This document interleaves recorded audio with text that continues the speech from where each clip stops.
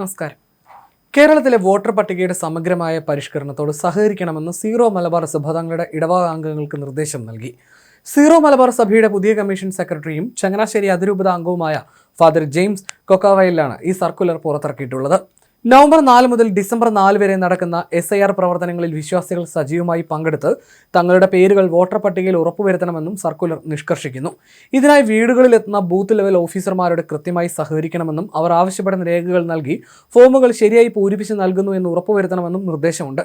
2002 ശേഷം വോട്ടർ പട്ടികയിൽ ഇടം പിടിച്ചവർ ബൂത്ത് ലെവൽ ഓഫീസർക്ക് മുമ്പാകെ ഹാജരാക്കേണ്ട മറ്റു രേഖകൾ ശേഖരിച്ച് സൂക്ഷിക്കണമെന്നും ആവശ്യപ്പെടുമ്പോൾ ഹാജരാക്കണമെന്നും പ്രത്യേകം ഓർമ്മിപ്പിക്കുന്നു. സീറോ മലബാർ സഭാംഗങ്ങളിൽ ഭൂരിഭാഗവും വിദേശത്തുള്ളതിനാൽ അവരുടെ കാര്യത്തിൽ നാട്ടിലുള്ളവർ പ്രത്യേക ശ്രദ്ധ ചെലുത്തി പേരുകൾ SIRൽ ഉൾപ്പെട്ടു എന്ന് ഉറപ്പുവരുത്തണമെന്നും സർക്കുലറിൽ എടുത്തു പറയുന്നു. കൂടാതെ ബൂത്ത് ലെവൽ ഓഫീസറുടെ ഫോൺ നമ്പർ വാങ്ങി സംശയ നിവാരണത്തിനായി പ്രവാസികളടക്കമുള്ളവർക്ക് നൽകണമെന്നും നിർദ്ദേശമുണ്ട്. ഈ നിർദ്ദേശം വാട്സപ്പ് ഗ്രൂപ്പുകൾ വഴിയാണ് ഇടവക അംഗങ്ങളിലേക്ക് എത്തിച്ചിട്ടുള്ളത്. വിദേശത്തുള്ളവർ ഓൺലൈൻ വഴിയോ അല്ലെങ്കിൽ കുടുംബാംഗങ്ങൾ വഴിയോ ഫോമുകൾ പൂരിപ്പിച്ച് നൽകണമെന്നും സഭയുടെ അറിയിപ്പിൽ പറയുന്നു.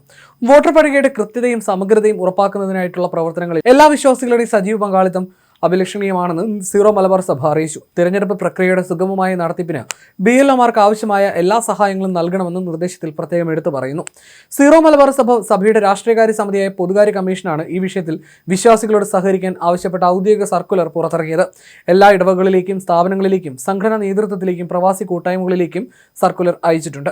സംസ്ഥാനത്ത് SIR വിഷയം ചർച്ച ചെയ്യാൻ മുഖ്യമന്ത്രി വിളിച്ചു ചേർത്ത സർവകക്ഷി യോഗത്തിൽ BJP ഒഴികെയുള്ള പാർട്ടികൾ SIRനെതിരെ കോടതിയെ സമീപിക്കാനും സഹകരിക്കാതിരിക്കാനും തീരുമാനമെടുത്ത സാഹചര്യത്തിലാണ് കേരളത്തിലെ വലിയൊരു ജനവിഭാഗത്തെ പ്രതിനിധീകരിക്കുന്ന സീറോ മലബാർ സഭയുടെ ഈ സഹകരണ മനോഭാവം പ്രകടമാകുന്നത്.